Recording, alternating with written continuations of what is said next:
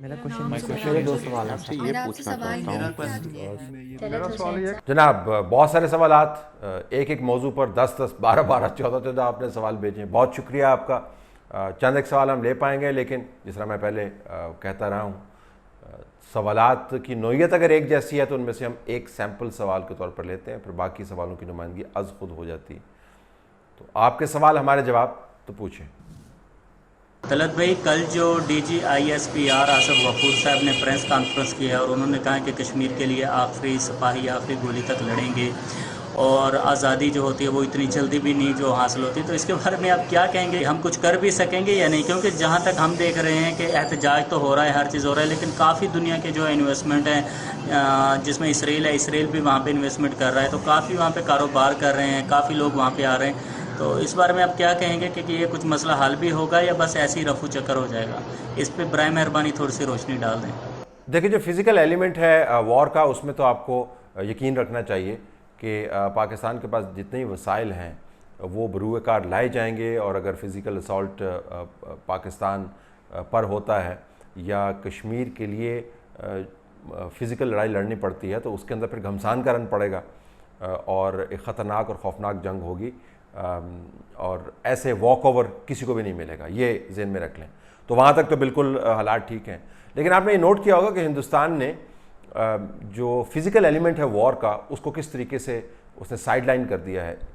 ایک گولی چلائے بغیر اس نے مکمل طور پر کشمیر کی ریاست کو ختم کرنے کی جو کوشش کی ہے وہ ابھی تک دنیا کی حد تک آپ کو کامیاب ہوتی ہوئی نظر آتی ہے۔ جو اندرونی حالات ہیں، جب وہاں سے کرفیو اٹھائے گا تو وہ بم کی طرف پھٹیں گے، دیٹ از ٹرو، اور اس سے کانفلکٹ کی نیچر بھی تبدیل نہیں ہوتی، ڈسپیوٹ کی نیچر نہیں تبدیل ہوتی یو این کے اندر جو موجود ہے، لیکن اس نے جو واردات کی ہے اس کا فزیکل ایلیمنٹ کے ساتھ کوئی تعلق نہیں ہے، اس کا ایک سفارتی ایلیمنٹ کے ساتھ تعلق ہے، اکنامک ایلیمنٹ کے ساتھ تعلق ہے، ٹائمنگ اس کی بڑی کروشل ہے، کس وقت اس نے ٹائم کیا، پھر ٹائم یہ واردات کرنے سے پہلے اس نے دنیا کے اندر جو ذہن سازی ہے وہ کس طریقے سے کی، جو رائے کو بنانے کا طریقہ ہے وہ کیسے اختیار کیا۔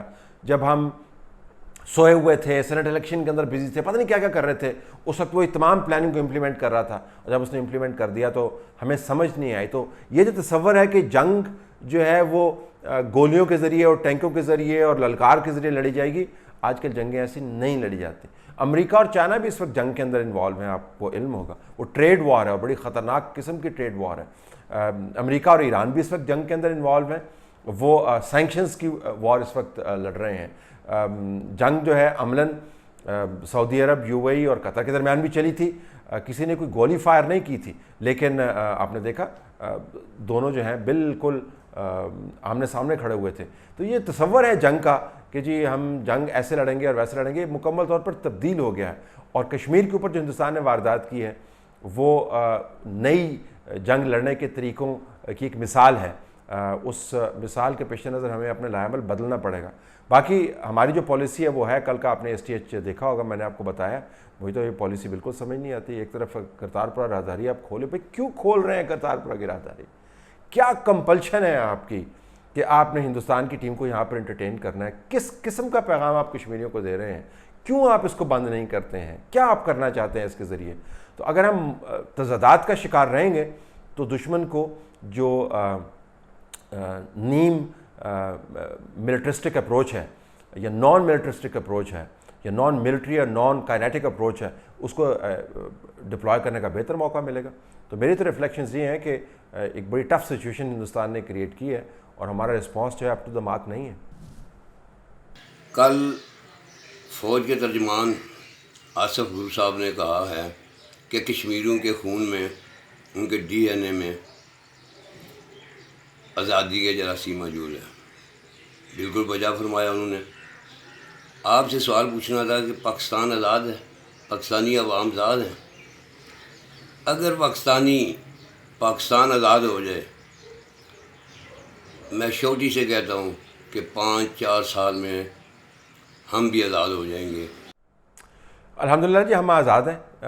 ہماری آزادی کے جو رنگ ہیں، بعض رنگ آپ کو پھیکے پڑتے ہوئے نظر آتے ہیں۔ جمہوریت کا رنگ آپ کو پھیکا پڑتا ہوا نظر آتا ہے، میڈیا کی آزادی کا رنگ آپ کو پھیکا پڑتا ہوا نظر آتا ہے، सियासी को एग्जिस्टेंस का रंग आपको फीका पड़ता हुआ नज़र आता है। इदारों की जो तकरीम है और जो उनकी वक़्त है वो रंग आपको गडमड होते हुए नज़र आते हैं। तो ये एक इंटरनल टर्मोइल हमारे यहाँ पर है, लेकिन हम अल्हम्दुलिल्लाह हम आज़ाद हैं और आज़ाद रहेंगे। लेकिन आज़ादी के तहफ़्फ़ुज़ के लिए जो एहतमाम हमने करना है वो एहतमाम हमने बहुत बुरे किए हैं, लिहाजा इस किस्म के सवालों की गुंजाइश बन जाती है। तो बतौर पाकिस्तानी हमें सोचना चाहिए कि इस किस्म के सवाल कश्मीरी भाइयों की तरफ से क्यों आ रहे हैं, इसका संजीदा जवाब तलाश करने की ज़रूरत है। लेकिन आज़ाद कौम है, आज़ादी के साथ हम रह रहे हैं, मसाइल बिल्कुल हैं जिसका मैंने ज़िक्र किया, लेकिन मसाइल की मौजूदगी ये शवाहिद पैदा नहीं करती कि हम आज़ाद नहीं हैं।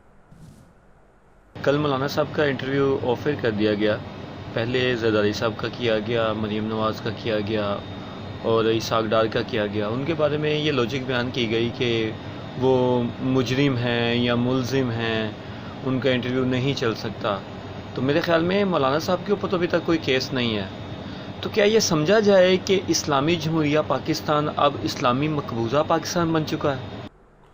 देखिए, ये मेरा नहीं ख्याल कि इस किस्म के नताइज या कंक्लूजन्स जो हैं आपको ड्रॉ करने चाहिए। पहले सवाल के जवाब में मैंने आपको कहा कि मसाइल अपनी जगह पर मौजूद हैं और ये पहली मरतबा नहीं है हमें इन मसाइल का सामना है। हम एक तवील जद्दोजहद के अंदर मुब्तला रहे हैं। एक तरीक़ाकार है पाकिस्तान को देखने का, जो जमहूरियत पसंद लोग हैं वो उस तरीक़ाकार से इत्तफ़ाक़ नहीं करते हैं। लेकिन मेरा नहीं ख्याल कि हमें इस किस्म की इस्तिलाहें इस्तेमाल करनी चाहिए। बहरहाल आपका सवाल करने का हक़ है, मैं उसको रोक नहीं सकता हूँ। ये मौलाना साहब का जो इंटरव्यू है ना, इसके ऊपर मैं थोड़ा सा रिफ्लेक्ट करना चाहूँगा।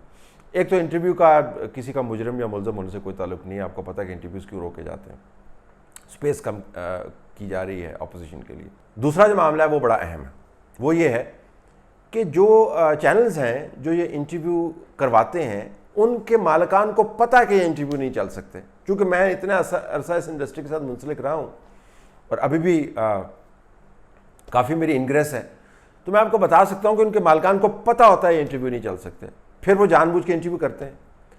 ये नहीं उनको नहीं करने चाहिए, लेकिन मालिकान को पता है कि इंटरव्यू नहीं चल सकते, तो इंटरव्यू करवा लेते हैं, फिर उसकी तशहीर करते हैं, फिर इंटरव्यू नहीं चल पाता। तो जो रुकवाने वाले हैं मालिकान उनको कहते हैं देखें जी आपने कहा हमने रोक दिया, वो खुश हो गए। जिसका आपने इंटरव्यू किया उसको कहा जी देखें हमने तो बड़ी कोशिश की थी चलाने की, वो नहीं चल पाया, तो वही मुतमईन हो गया। जो व्यूअर है उसको भी ये पैगाम दे दिया कि जी देखें हम कितनी मुश्किल के अंदर हैं, तो पब्लिक भी खुश हो गई, या कम से कम इंडोर्स कर दिया जी देखें जी ये बड़े बहादुर लोग हैं, कोशिश तो कर रहे हैं। तो मुझे तो इसके अंदर अब इंक्रीजिंग एक मिली भगत नज़र आती। इंटरव्यूज़ बहरहाल किसी भी वजह से नहीं रुकने चाहिए। मौलाना फजल रहमान का इंटरव्यू हो, मरीम नवाज़ का इंटरव्यू हो, आसिफ अली ज़रदारी का इंटरव्यू हो, किसी का भी इंटरव्यू हो, शौकत सिद्दीकी साहब रिटायर्ड जस्टिस का इंटरव्यू, नहीं रुकने चाहिए। आप उनको रोकेंगे तो उसके गिर्द जो अफवाहों के अंबार लग जाते हैं वो उन इंटरव्यूज़ के कंटेंट से कहीं ज़्यादा ख़तरनाक होते हैं। तो आपके पास अब ऑप्शन है, या तो आप जो लोग बात करते हैं उसके अंदर उनको काउंटर करने की बड़ी गुंजाइश मौजूद होती है, तो वो बात सुन लें और उसको काउंटर करें, या फिर उसको रुकवा कर एक खामखा की अफवाह साजी की फैक्ट्री को जन्म दिलवा दें जो कि आप देते हैं, तो उसको आप रोक नहीं सकते। So it's a loss situation जिसको हम कहते हैं। दोनों सूरतों में नुकसान आपको होता है जब आप इंटरव्यू रुकवाते हैं। मतन चले या ना चले, लोगों को समझ आ जाती है क्यों रुका है, और दूसरी बात यह है कि उसके इर्द गिर्द अफवाहें फैलती, तो नहीं रुकने चाहिए। लेकिन ये बड़ी दिलचस्प बात है कि जी जब पता होता है इंटरव्यू नहीं चलना तो फिर उसकी तशहीर कर देते हैं, फिर उसको रोक देते हैं, फिर सबको खुश कर देते हैं।